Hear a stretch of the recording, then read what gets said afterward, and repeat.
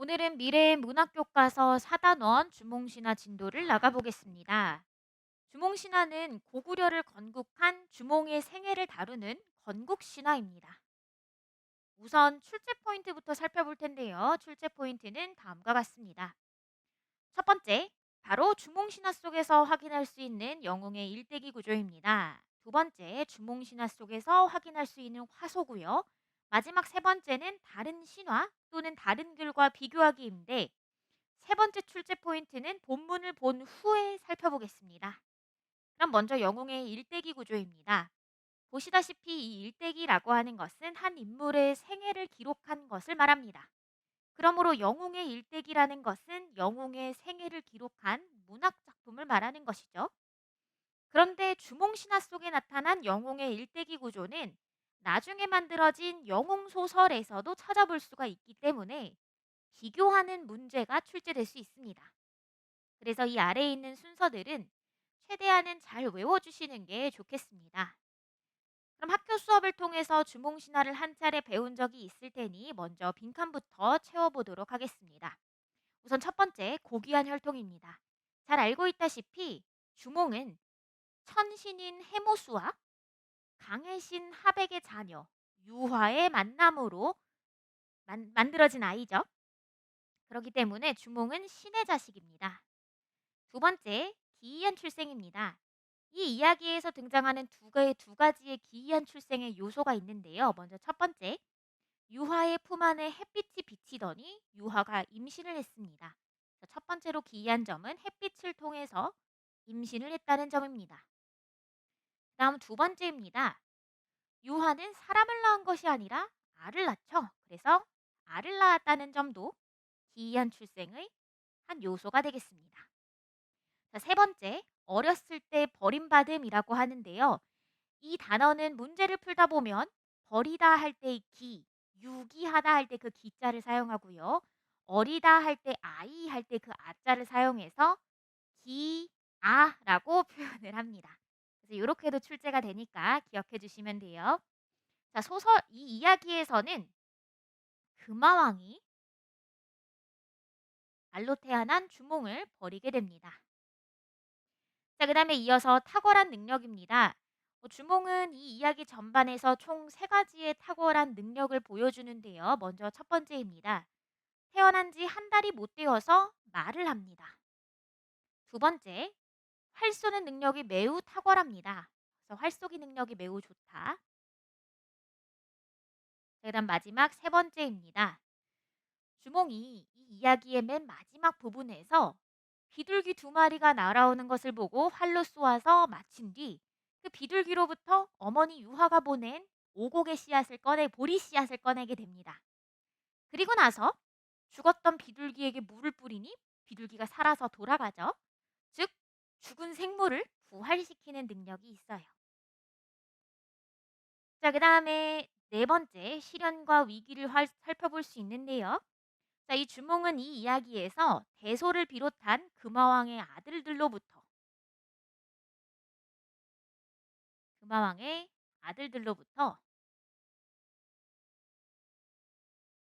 위협을 받습니다.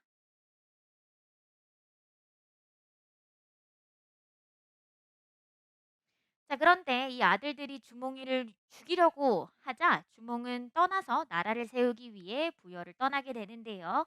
그 과정에서 강을 만나게 되죠. 이때 강을 건널 수 있도록 도와줬던 건 바로 물고기와 자라가 있습니다. 그래서 물고기와 자라의 도움으로 시련을 극복하게 됩니다. 그리고 당연히 위대한 업적을 이루어서 고구려를 건국하게 되지요.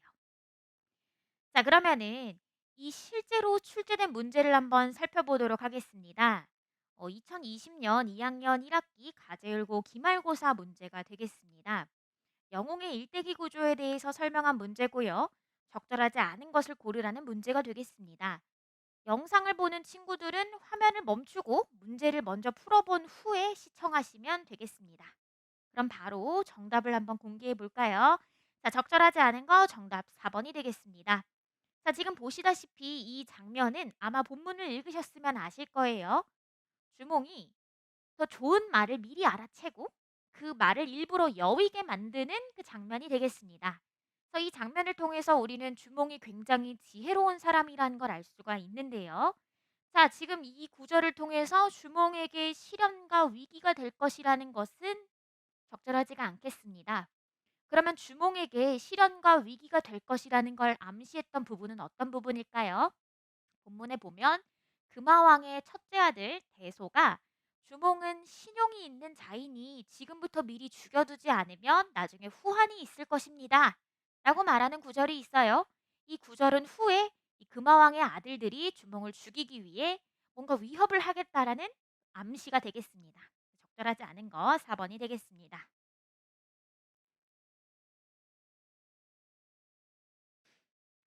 자, 이제 두 번째 출제 포인트는 주몽 신화에서 나타난 화소입니다. 근데 문제를 풀다 보면 화소라는 단어를 자주 찾아볼 수 있는데요. 이때의 화자는 이야기 화자입니다. 소자는요, 성질을 나타내는 단어 성질 소자입니다. 그런데 우리는 이미 이 소자를 사용하는 단어들을 이미 배운 바가 있어요. 형태소, 원소 모두 들어보셨던 단어죠. 형태소는 뜻을 가진 가장 작은 말의 단위, 원소는 물질의 가장 작은 단위를 말하는 것이니 화소는 이야기의 가장 작은 단위다 라고 이해하시면 됩니다. 자, 그럼 주몽신화에서 나타난 화소는 다음과 같이 요 세 가지가 있는데요. 첫 번째, 천부지모 화소입니다. 하늘에서 온 아버지, 땅에서 온 어머니라고 생각하시면 됩니다. 주몽의 아버지는 하늘의 신 천재의 아들인 해모수입니다. 주몽의 어머니인 유화는 땅 위에 있는 강의 신 하백의 딸이고요. 그러니 주몽신화에서는 천부지모 화소가 나타납니다. 둘째, 난생화소입니다. 이 난자는 계란할 때 그 난자이고요. 아래서 태어난다라는 뜻입니다. 아래서 태어난 왕의 이야기는 이미 많이 들어보셨을 거예요. 가야의 시조인 김수로 왕은 아래서 태어났고요. 신라의 시조 박혁거세도 아래서 태어났습니다. 그런데 보통 난생화소는 남쪽 지역의 신화에서 찾아볼 수가 있어요. 그런데 여러분 아시다시피 고구려는 북쪽 지역에 있죠. 그런데 북쪽 지역인데도 불구하고 난생화소가 나타나는 것이 굉장한 특징이라고 볼 수가 있겠습니다. 그런데 왜 하필이면은 알에서 태어나는 것일까요? 자, 요 알의 의미를 좀 생각해 보겠습니다. 우선 알에서는 새가 태어나려면 알껍질을 깨야만 합니다. 이렇게 새가 태어나듯 건국 시조들은 나라를 세우면서 새로운 질서를 만든 창조자들이기 때문에 알에서 태어난다라고 봅니다. 그렇기 때문에 알의 첫 번째 의미는 새로운 질서를 의미하죠. 자, 두 번째입니다. 태양의 모습 둥급니다. 마찬가지로 알의 모습도 둥급니다. 그렇기 때문에 알은 곧 무엇을 상징한다? 태양을 상징하는 것으로 볼 수가 있고요. 알에서 태어난다는 것은 곧 태양을 숭배하는 사상에 영향을 받았다라고 볼 수가 있겠습니다. 여기 옆에다가 같이 필기를 해주시면서 꼭 태양 숭배의 사상이 반영이 되었다라고 적어주시면 되겠습니다.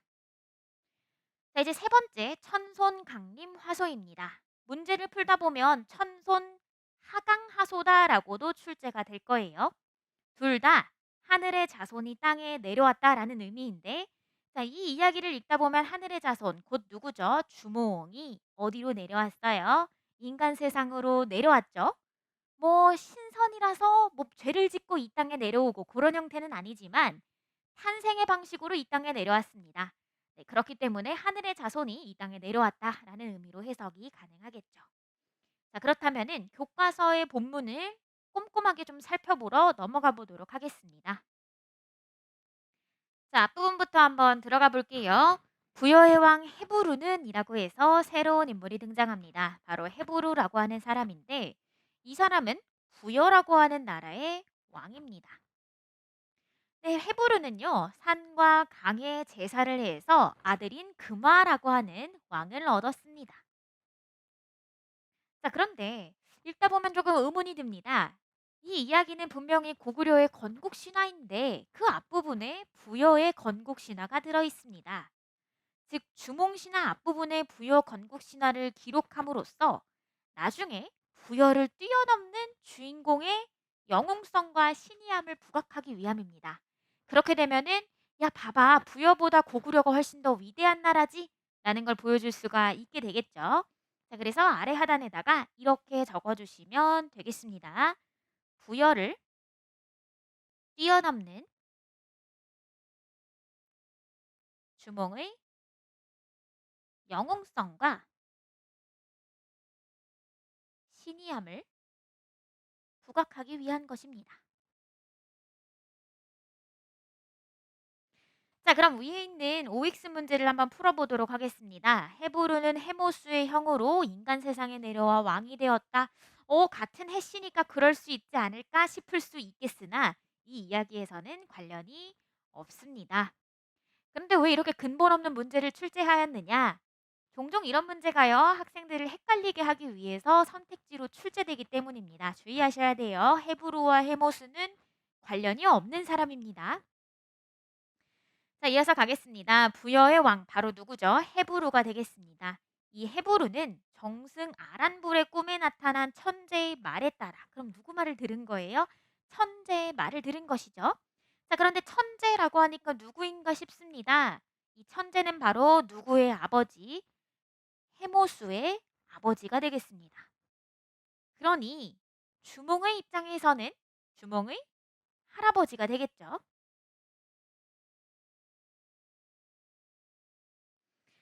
자, 그렇게 부여가 나라를 도읍지를 옮긴 후에 그 이전 도읍지에 바로 누가 내려왔냐면 해모수가 내려왔습니다. 잘 알고 계시죠? 해모수는 바로 주몽의 아버지가 되겠습니다. 자, 그렇다면은 이 앞부분에서 이미 주몽의 할아버지, 주몽의 아버지, 그리고 곧 주인공이 될 주몽에 대한 이야기가 등장한다는 거 확인하실 수가 있죠.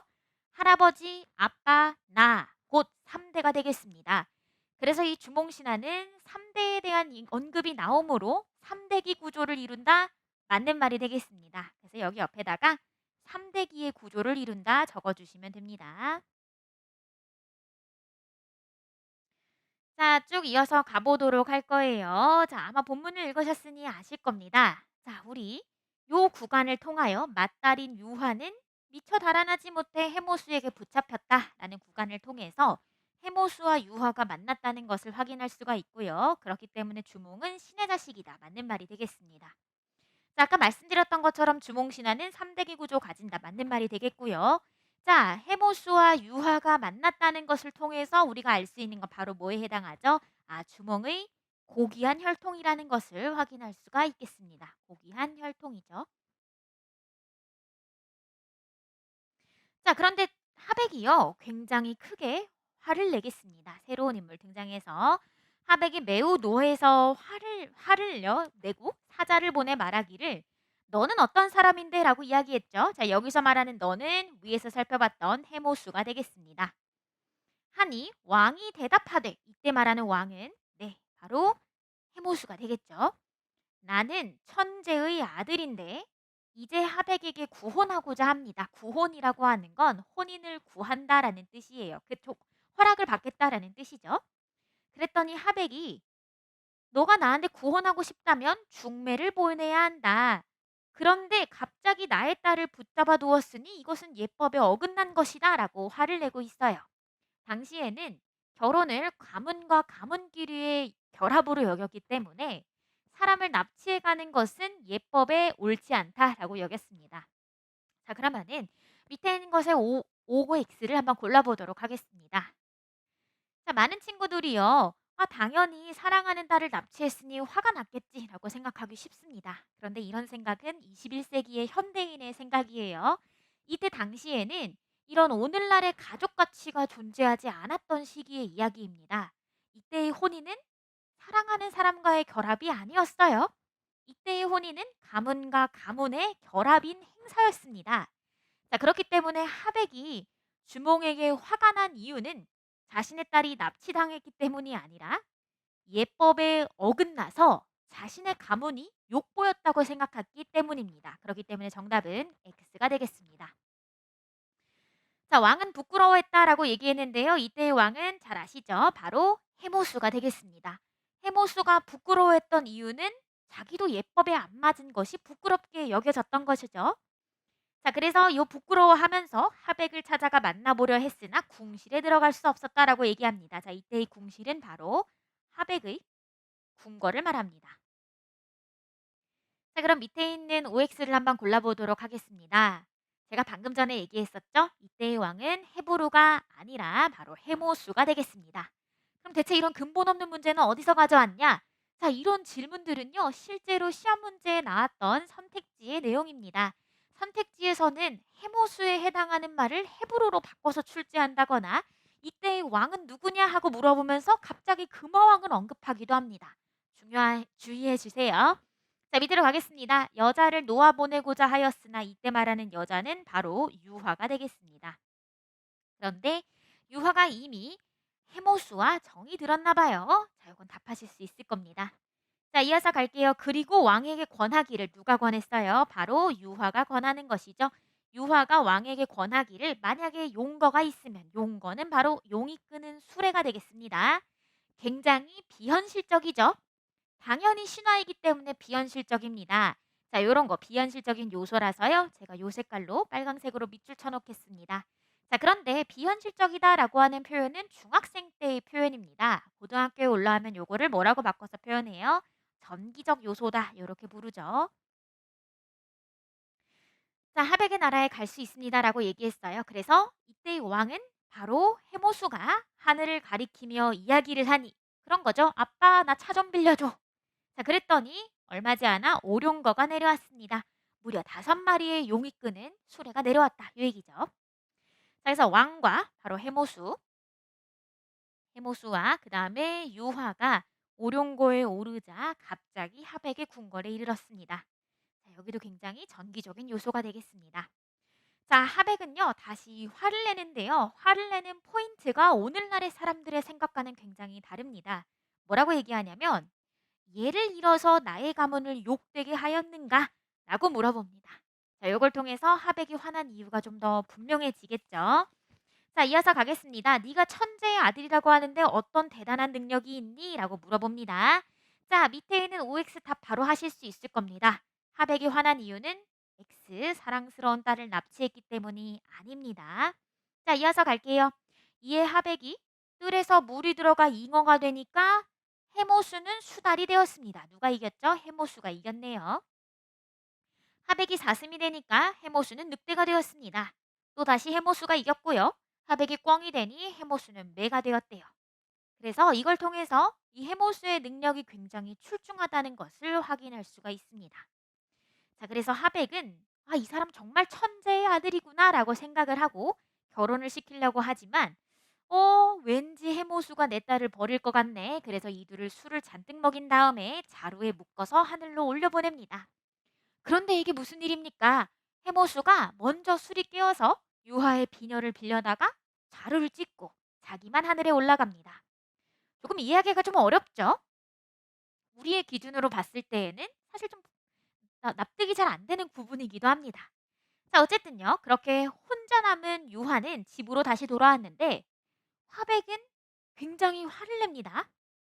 그 이유는 뭐 때문이에요? 너는 나의 가르침을 따르지 않고 나의 가문을 욕되게 했기 때문이다라고 이야기합니다.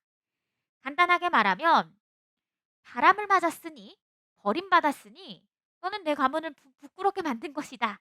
라는 거죠. 그래서 지금 유화를 귀양을 보내게 되겠습니다. 그리고 딸의 입을 잡아 늘려서 길이가 3척이나 되겠다고 했는데 척이라고 하는 게 약 30cm라고 보면은 약 1m 정도의 입을 늘린 겁니다. 그리고서 귀향을 보냈는데 이 우발수라고 하는 곳은 태백산 어딘가에 실존했으리라고 전해지는 공간입니다. 그렇기 때문에 초월적 공간이나 X가 되겠습니다. 자, 여기까지의 앞부분 내용을 통해서 우리가 분명하게 알 수 있었던 것은 주몽은 굉장히 고귀한 혈통을 가졌구나 라는 걸 확인할 수가 있겠습니다. 자, 이어서 갈게요. 어사 강력부추라고 얘기하는데요. 이 강력부추는 힘이 매우 강력한 부추라고 하는 사람을 말하는 겁니다. 우리로 치면은 똑똑지연 정도로 바꿀 수가 있겠죠. 자, 어사 강력부추가 금화왕에게 말하기를 새로운 인물 등장하죠. 바로 금화왕이라고 하는 부여의 왕입니다. 요즘 어량 안에 고기를 훔쳐가는 자가 있는데 누군지 모르겠습니다. 뭔가 문제가 있는데 원인은 모르겠네요. 자, 그런데 이 어량이라고 얘기하는 건 바로 고기 잡는 그물을 말합니다. 자, 그러면은 그물이 있었다는 것을 통해서 당시의 사회는 어업이 있었다는 걸 추측해 볼 수가 있겠죠. 자, 그러면 지금 잠깐 시간을 드릴 테니까 두 가지의 질문에 대해서 답을 해보시면 되겠습니다. 자, 당시의 생활상 한번 따져볼게요. 당시에는 어업이 있었다라는 거 확인할 수가 있겠고요.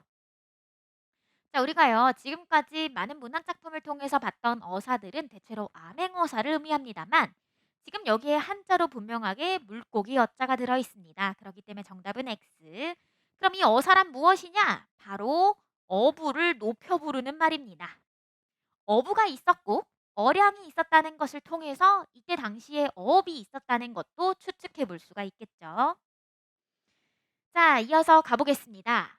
그래서 결국 그 짐승은 누구였다는 게 밝혀지나요? 네, 귀향을 왔던 유화였다는 것이 밝혀집니다. 그래서 이때의 왕 바로 누구죠? 금화왕이 되겠습니다. 금화왕은 천재의 아들이라고 했으니까 해모수가 되겠죠. 해모수의 왕비다라는 뜻입니다. 그러니 유화인 거죠. 해모수의 아내라는 것을 알고 유화를 별궁에 두었는데 여기 굉장히 중요합니다. 그 여자의 품 안에 햇빛이 비치더니 임신했습니다. 굉장히 기이한 출생 중 하나입니다. 게다가 이 구절이 의미하는 것은 죄송해요. 주몽의 아버지가 누구다? 바로 해모수다라는 걸 보여주죠. 그렇기 때문에 주몽의 고귀한 혈통을 드러내는 구간이기도 합니다. 그래서 필기해 볼게요. 첫 번째로는 기이한 출생에 해당이 되고요. 동시에 굉장히 고귀한 혈통이라는 것도 알 수가 있습니다.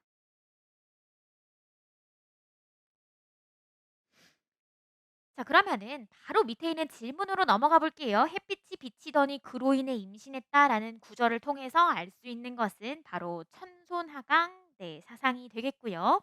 그 외에도 하나가 더 있죠. 천부지모화서도 확인해 볼 수가 있습니다. 자, 그 다음에요. 마찬가지로 무엇도 알 수 있냐면 천신숭배 사상도 확인해 볼 수가 있습니다. 자, 왜냐하면은 이 이야기에서 등장하는 천신, 곧 햇빛을 의미하죠. 햇빛을 통해서 잉태되었기 때문에 하늘에 계신다라고 생각을 한 거예요. 그래서 이 하늘에 있다 천신을 숭배한다라고 볼 수도 있겠습니다. 자, 그러면은 햇빛을 비치더니 그로 인해 알 수 있는 구절, 그로 인해 임신했다는 구절을 통해 알 수 있는 것은 아까 정리했듯이 첫 번째, 주몽은 고귀한 혈통을 가졌다는 것. 두 번째로는 주몽은 굉장히 기이한 출생을 했다는 것을 확인할 수가 있습니다. 이어서 갈게요. 주몽을 낳았을 때 알을 하나 낳았다라고 얘기합니다. 다들 아시죠? 알을 낳았다는 것은 기이한 출생이 있었다는 것을 의미하고요. 이 구절에서 확인할 수 있는 신화의 화소는 난생화소 그리고 태양숭배 화소입니다. 제가 시작하기에 앞서서 출제 포인트로 화소에 대해서 설명을 드렸을 때 난생화소는 이 알이 곧 무엇을 의미한다? 태양을 의미한다라고 이야기를 했었어요. 자, 이 점을 왕이 괴이하게 여겼다라고 합니다. 괴이하다라고 하는 건 괴상하고 이상하다라는 뜻이에요. 사람이 새 알을 낳았으니 상서롭지 못하다. 상서롭다라고 하는 것은 굉장히 칭찬할 만하다, 칭송할 만하다, 긍정적인 상황이다인데 그렇지 못하다라고 했으니 불길하다라는 뜻이 되겠습니다. 그래서 사람을 시켜서 이 알을 마목에다가 가져다 두었어요. 마목은 뭐냐면 말을 키우는 목장이 되겠습니다. 그러니까 동물들 사이로 던져버린 거죠. 자, 여기를 통해서 알 수 있는 거 기아가 되겠습니다. 그런데 말들이 사는 목장에 뒀지만 말들은 밟지 않았고요. 마찬가지로 산에 버렸지만 짐승들이 보호했습니다. 심지어 알 위에는 언제나 햇빛이 있었다고 하네요. 자, 이걸 통해서 알 수 있는 것은 내 동물 친구들이 주몽의 알 시절에 굉장히 극진히 보호해줬다는 걸 알 수가 있고요. 이걸 통해 주몽은 굉장히 신령스러운 존재라는 걸 알 수가 있습니다. 자, 그러면은 빈칸에 여러분 답을 해보실 수가 있겠죠? 영웅의 일대기 중에서 기아에 해당합니다. 그 다음 주몽이 모든 자연물의 보호를 받는 것을 통해 주몽은 굉장히 신령스러운 존재라는 것을 알 수가 있죠. 자, 그다음에 그 알 위에 언제나 햇빛이 있었다라는 걸 통해 알 수 있는 거 그렇죠. 바로 주몽은 하늘의 자손이라는 것을 알 수가 있습니다.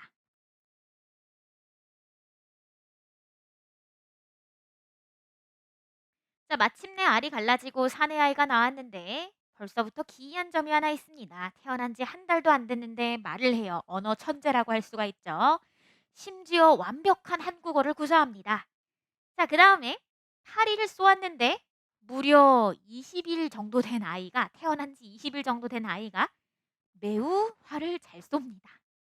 자, 이걸 통해서 신이하고 비범한 능력 1번과 2번을 채워 보실 수가 있습니다. 태어난 지 한 달이 못 되어서 말을 하는 점.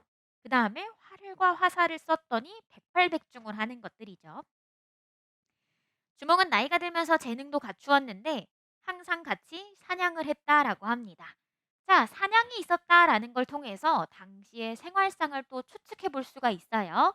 당시에 사냥 문화가 있었다라는 걸 알 수가 있고요. 이 사회는 무슨 사회였다? 수렵 사회였다라는 걸 알 수가 있습니다. 자, 이어서 가보겠습니다. 태자인 대소가, 대소는 바로 금화왕의 첫째 아들입니다. 왕에게 말하되 주몽은 신용이 있는 장사입니다. 라고 이야기를 했어요. 자, 여기서 시험 문제로 종종 신용이 무엇인지에 대해서 시험 문제에 나올 때가 있습니다. 그래서 이 신용, 정답, 네, 무슨 의미인지를 적어보도록 할게요. 자, 이때의 신자는 하늘에 있는 신을 말하는 요 신자입니다. 그리고 용은요, 용기 있다라는 뜻이에요. 그렇기 때문에 신과 같은 용맹을 말합니다. 그래서 굉장히 용맹한 장사이고 능력이 뛰어나니 만약 일찍 도모하지 않으면 도모하다라는 건 어떤 일에 대비를 해놓는다는 뜻이죠. 근데 아마 의미상 봤을 때 주몽을 빨리 죽여야 된다라는 뜻일 겁니다. 반드시 후환이 있을 것입니다라고 이야기를 했어요. 자, 그러면 이 구절을 통해서 주몽이 곧 있으면은 실현을 겪으리라는 것을 확인할 수가 있겠습니다. 자, 이어서 갈게요. 그리고 그 얘기를 들은 금화왕은 대소의 말을 듣고서 한번 시험을 해보려고 합니다. 그러니 금화왕은 대소의 말을 완전히 확신했다고 보기는 어려워도 적어도 그럴싸한 이야기라고 생각은 했던 것 같아요. 자, 그럼 이어서 갈게요. 대소는 질투쟁이이다. 맞는 말이고요. 대소의 말을 통해 주몽이 후에 실현 겪으리라는 것도 알 수가 있습니다. 자, 이 얘기를 듣고 주몽은 손으로 한을 품고 어머니에게 말하되 저는 출신이 이러한데 말을 기르고 있으니 속상합니다. 그런데 어머니가 계셔서 마음대로 제가 다른 나라를 세우는 건 좀 어렵습니다. 라고 얘기를 했네요. 굉장히 효성이 깊습니다. 자, 이어서 갈게요. 그 어머니가 말하되 아시다시피 유화가 되겠죠. 자, 유화가 그래, 내가 그러면 너가 갈 수 있도록 좋은 말을 골라줄게 라고 이야기를 합니다. 자, 그리고 가서 마목으로 가서 긴 채찍을 치니 말들이 모두 놀라 달리는데 한 마리가 9길이나 되는 난간을 뛰어넘었대요. 이때 말하는 길이라고 하는 건 단위를 나타내는 네, 길이를 나타내는 단위가 되겠습니다. 근데 우리로 치면은 지금 한 길은 약 한 3m 정도 되는 단위라고 생각하시면 되니까 말이 한 6m 정도를 뛰어넘었다라고 하는 엄청난 과장이 되겠습니다. 자, 우선 이어서 갈게요.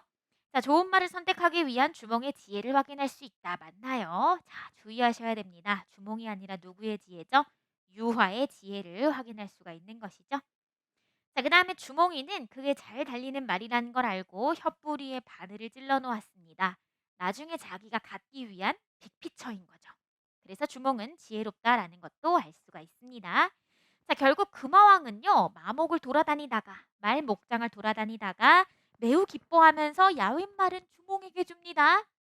자, 그래서 주몽은요, 그제서야 잘 먹였어요. 그 다음에 오이마리 협보 세 사람과 함께 남쪽으로 갔습니다.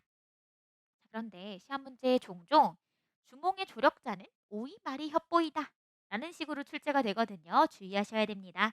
자, 오이마리 협보는 그냥 같이 길을 떠난 동행자일 뿐이지 위기에서 실현해서 주몽을 구해주지는 못했습니다. 자, 그러면 이어서 한번 가볼게요. 주몽의 조력자는 바로 뒤에 나오겠죠. 바로 자라와 물고기가 되겠습니다. 그리고 자라가 물고기가 이렇게 배 역할을 해줄 수 있었던 이유는 바로 하늘에 있는 신령스러운 존재가 주몽을 도와줬기 때문이죠. 그렇기 때문에 근본적으로는 신적 존재가 주몽을 도와주고 있는 것입니다. 자, 그 다음에요. 앞에는 강이 있는데 배는 없고 뒤에 보니까 추격하는 병사들이 오니 앞으로 나아갈 수도 없고 뒤로 빠질 수도 없는 그런 상황이죠. 이런 상황을 진퇴양난이라고 합니다. 자, 그러면은 시간을 잠깐 드릴 테니까요. 요 문제에 해당하는 거 한번 답을 골라보겠습니다. 정답은 2번입니다. 1번, 3번, 4번, 5번은 모두 위태로운 상황을 의미해요. 사면초가는 내 면에서 초나라 음악이 나온다라는 뜻인데요. 이 초한지의 유방, 한나라의 왕이죠. 한나라의 유방이라고 하는 사람이 초나라의 항우를 물리치기 위해서 초나라 백성들을 내 방향에서 가두고 그들이 그리워하는 고향의 노래를 들려주었기 때문에 이 초나라의 군사들은 모든 전의를 잃고 집으로 도망가고 싶었다고 합니다. 이런 상황이 바로 사면초가, 어려움이 내면 동서남북에서 모두 있는 상황을 의미해요. 누란지위입니다. 이때의 란자는 계란을 할 때 그 란자고요. 알을 계속해서 누적시켜 놓으면 굉장히 위태롭죠. 그래서 위태로운 모습을 말합니다. 풍전등화는요. 바람 앞에 등불이라는 뜻인데 굉장히 위태롭습니다. 자, 이어서 갈게요. 채찍으로 하늘을 가리키며 탄식을 했는데 자신의 출생을 언급합니다. 그러면서 황천후토께서는 저를 좀 도와주세요라고 얘기합니다. 이 황천후토는 하늘과 땅을 의미하는데요. 신령스러운 존재로요.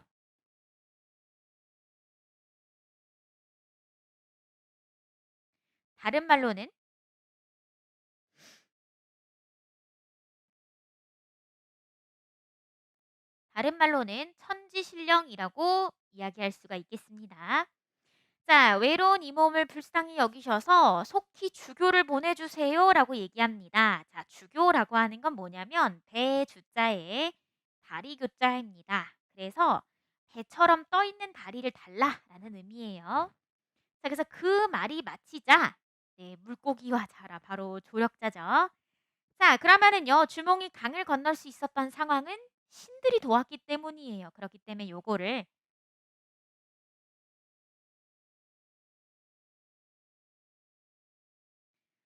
그렇기 때문에 이것을 천우신조라고 부릅니다. 하늘이 돕고요. 신이 도왔다라는 뜻이에요. 자, 주몽은 어머니와 이별할 때 차마 떠내지 못했다라고 얘기했는데 어머니가 이별 선물로 오곡의 씨앗을 싸서 줍니다. 자, 그럼 요거 한번 답을 한번 골라보실게요. 정답은 X입니다. 자, 오곡의 씨앗을 쌓아준 이유는 뭐냐면요. 주몽이 나라를 세우면 가장 먼저 해야 되는 것이 바로 농사를 지어야 되는 일이었습니다. 먹을 것이 있어야 사람이 모이니까요. 그렇기 위해서 무엇을 쌓아준 거예요? 오곡의 씨앗, 농사를 위한 씨앗을 준 것입니다. 근데 오곡의 씨앗을 쌓아준 것을 보아하니 당시에는 농경이 굉장히 신성시되던 사회였다라는 것을 알 수가 있죠. 자, 이어서 갈게요. 주몽이 큰 나무 아래에서 쉬었는데 그때 비둘기 한 쌍이 날아왔는데 분명히 어머니께서 보내신 거예요 라고 얘기합니다. 바로 누구죠? 어머니신, 바로 지모신을 말하는 겁니다. 자, 활을 쏘아 한 화살에 모두 잡았는데 이 목구멍을 벌려 보리 씨앗을 꺼내고 나서 물을 뿜으니 살아갔습니다. 자, 이거야말로 기이한 능력이죠. 그래서 앞부분에 아직 한 칸이 남았을 겁니다. 요 세 번째에다가 무엇을 적어주시면 돼요? 방금 전에 우리가 확인했던 그쵸? 죽은 비둘기를 다시 살리는 내용이 되겠습니다. 자, 그럼 이제 마지막입니다. 주몽은 오인 마리 협보의 추대를 받아 왕위에 올랐다. 추대라고 하는 건 추천입니다. 그런데 지금 이 얘기를 보니까 스스로라고 이야기를 해서 정답은 X라는 걸 알 수가 있어요. 자, 주몽은 궁궐의 자리를 정한 후 왕의 자리에서 자신의 왕위를 선포했다라고 얘기했는데요. 요 내용은 글을 통해 알 수가 없습니다. 그럼 어디에 앉아서요? 띠자리에 앉았다라고 이야기를 했죠. 바로 풀로 만든 자리입니다. 그러니까 풀 정도에 앉아가지고 한 거니 정답은 X다라고 고르시면 되겠습니다. 이제 마저 세 번째 출제 포인트를 살펴보러 가겠습니다. 시험에 가장 자주 출제되는 보기는 바로 단군 신화입니다. 두 신화를 비교하라는 것이죠. 근데 대략적인 내용들은 아마 18년간 한국에서 살아온 사람이라면 알고 있을 것 같아서 먼저 비교부터 한번 해보겠습니다. 네, 교재 12쪽을 펴주시면 되겠고요. 제가 직접 그려가면서 해설을 해보겠습니다.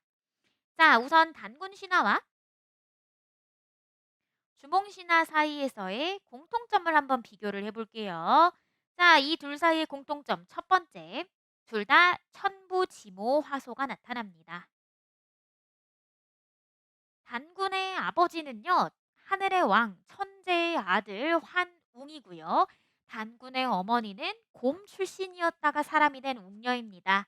땅 출신이죠. 그래서 천부지모 맞습니다. 자, 두 번째, 두 이야기 모두 건국 신화입니다. 그런데 이 건국 신화를 보아하니 두 사람 모두 굉장히 고귀한 혈통을 타고났고요. 나중에 거의 신격화되는 존재들입니다. 자, 그렇기 때문에 이런 요소들은 이 그 나라의 구성원들의 자부심을 높여주죠. 우리는 신의 자손이야라는 생각이 드니까요. 그다음에 우리 집단의 자부심이 높아지면 높아질수록 우리 구성원들 간의 일체감도 높아지게 됩니다. 자, 세 번째입니다. 두 이야기 모두 삼대기 구조가 나타나요. 자, 그런데 단군 신화와 주몽 신화에는 중요한 차이점이 있습니다.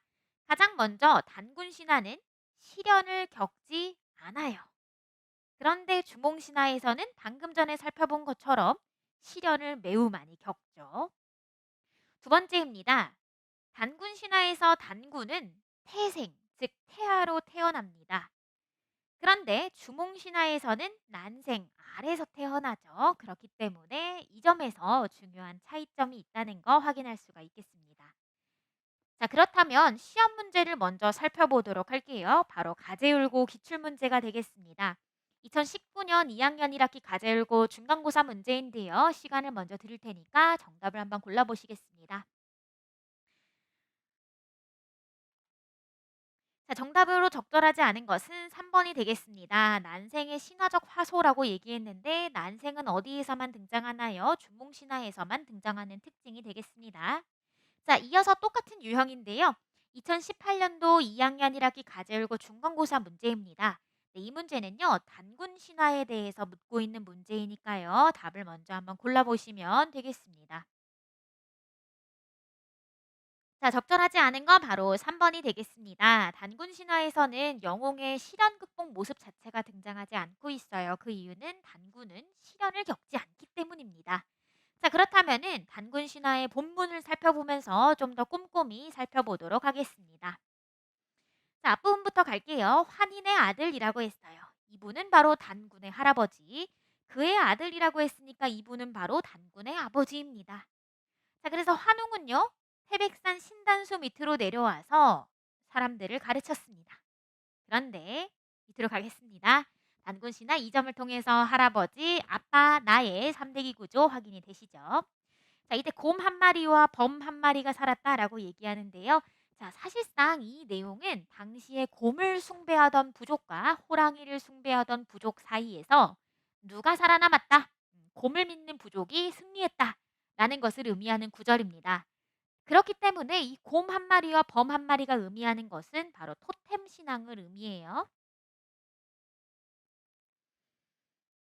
자, 이어서 갈게요. 때마침 환웅이 신령한 쑥 한 심지와 마늘 20개를 주면서 백날 동안 햇빛을 보지 않는다면 사람이 될 수 있다라고 얘기했어요. 자, 지금 환웅이 이야기한 조건들은 지키면은 좋은 결과가 있고 못 지키면은 안 좋은 결과가 있는 금기라고 볼 수가 있겠습니다. 그리고 그 금기를 잘 지킨 금기, 그리고 그 금기를 잘 지킨 웅녀는 사람이 되었고요. 잘 못 지킨 호랑이는 그냥 호랑이로 남았습니다. 이어서 가겠습니다. 자, 그래서 웅녀는요, 아이를 낳고 싶어 했는데 환웅이 임시로 변하여 결혼을 해주었더니 아들을 낳았습니다. 그래서 여기를 통해서 천부지모 화소 나타나죠. 자, 그리고 나서 바로 왕검은 나중에 도읍을 정하고 조선이라고 불렀다고 합니다.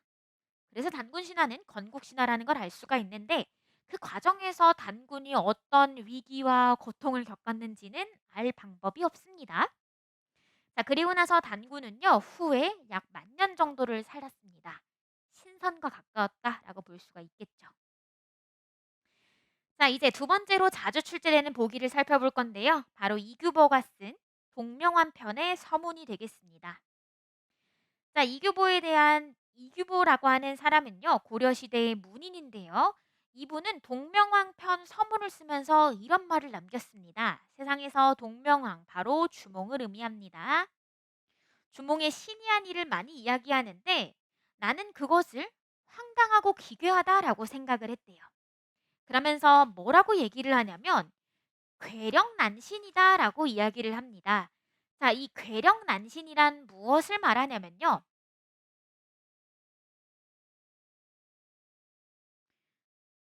괴이한 이야기, 그 다음에 귀신에 대한 이야기라는 뜻이에요.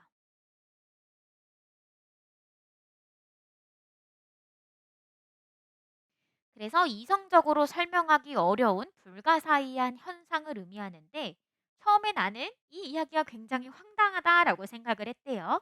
그렇기 때문에 처음에는 신령스럽다고 보지 않았던 것이죠.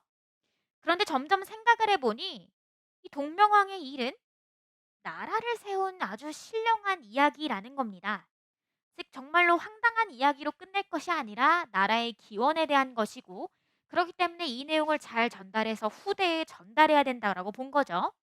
그래서 그걸 통해 우리나라가 성인의 나라라는 걸 알리고 싶었대요. 그래서 이규보는 생각을 바꿔서 우리나라가 성인의 나라라는 걸 알리기 위해서 이 글을 남겼다라고 얘기를 합니다. 자, 그러면은요. 여기 있는 내용을 가지고서요. 정답 한번 골라보도록 하겠습니다. 정답은 1번이죠. 비현실적인 요소를 활용했기 때문에 이규보도 처음에는 이게 되게 황당한 얘기다라고 생각을 했다는 겁니다. 자, 그런데 시험 문제에 나올 때 이렇게만 나오진 않죠. 뭐라고도 나올 수 있다. 전기적 요소다라고도 나올 수가 있으니 참고해 주시면 되겠습니다.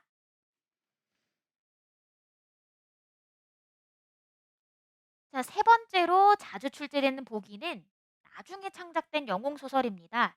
대표적인 영웅소설인 유충열전을 같이 한번 소개를 해드릴게요. 자, 유충열전의 그 영웅의 일대기 구조를 정리해 보겠습니다. 먼저 고귀한 혈통입니다. 유충열의 가문은요, 대대로 높은 벼슬을 지낸 가문이고 개국공신의 집안입니다. 그렇기 때문에 명문가 출신이라는 걸 알 수가 있죠. 그래서 우리로 치면은 금수저다라고 볼 수가 있겠습니다. 두 번째, 기이한 출생입니다.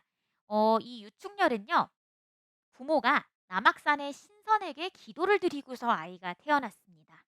그런데 태몽을 통해서 유충열의 전생이 드러나는데 하늘나라의 신선 출신입니다. 그래서 이 기이한 출생 바로 남악산 신선에게 기도를 드리고 탄생함. 이렇게 정리할 수가 있어요. 자, 세 번째, 어려서 버려집니다. 바로 기야예요. 유충렬의 아버지인 유심이 황제에게 옳은 말을 했다가 역적에게 미움을 사서 귀양을 가게 됩니다. 그 사이에 나쁜 간신이 유충렬과 그의 어머니를 죽이려고 그들이 살던 집에다가 불을 질러요. 그 과정에서 유충렬은 어머니를 잃고 홀로 남게 됩니다. 바로 누구 때문에? 간신 때문에 가족이 흩어지게 되죠. 자, 네 번째입니다. 조력자를 만나게 되는데요. 바로 당시의 재상인 강희주를 만납니다. 그리고 그의 사위가 되죠. 그런데 강희주도 유충렬의 아버지인 유심을 변호하려다가 마찬가지로 벌을 받게 됩니다. 그 사이에 유충렬은 도승을 만나게 돼요. 자, 도승을 만나서 능력을 더욱더 키우게 되는데 그 전에도 이미 유충렬은 굉장히 비범한 능력이 있습니다. 왜죠? 그는 원래 뭐였기 때문에 하늘나라의 신선이었기 때문입니다. 자, 어쨌든 타고난 재능과 그다음에 도승을 통해서 갈고 닦았던 도술이 있으니 굉장한 영웅이 되었겠죠. 그래서 시련을 그는 극복하게 됩니다. 앞서서 유충렬의 가족들을 위기에 빠뜨렸던 간신들이 이제 간신을 넘어서 황제의 자리까지 노리는 역적이 됩니다. 그래서 유충렬은 이 역적의 반란을 평정해요.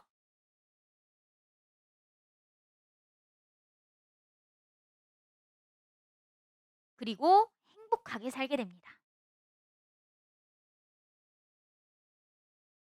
자, 그래서 요 과정들을 놓고 봤을 때 우리가 살펴본 주몽신화의 영웅의 일대기 구조와 상당히 유사하다는 걸 알 수가 있네요. 자, 이 점에서 이전에 가제율고에서는 이미 관련한 문제를 출제한 적이 있습니다. 네, 교재 위에 보면은 2019년 2학년 1학기 가제율고 중간고사 문제가 있습니다. 시간 잠깐 드릴 테니까 문제 한번 풀어보시면 되겠네요. 자, 바로 밑줄 친 부분 남경의 장사꾼인데 지금 이 사람들이 버려진 유충렬을 구조하는 장면입니다. 그렇기 때문에 바로 네, 조력자를 만난 장면과 유사하다고 볼 수가 있겠죠. 자, 여기까지가 시험에 자주 출제되는 포인트 위주로 지문을 살펴본 수업의 내용이 되겠습니다. 출제 포인트는 그 기준으로 머릿속에 잘 남겨두시고 제가 드리는 문제를 풀어보시면서 그 개념들을 잘 다져 놓으시면 되겠습니다. 돌아오는 토요일에는 우리가 방금 배운 내용들을 녹인 내신 대비 평가를 볼 예정이니 복습을 철저히 하시면 되겠습니다. 수고하셨습니다.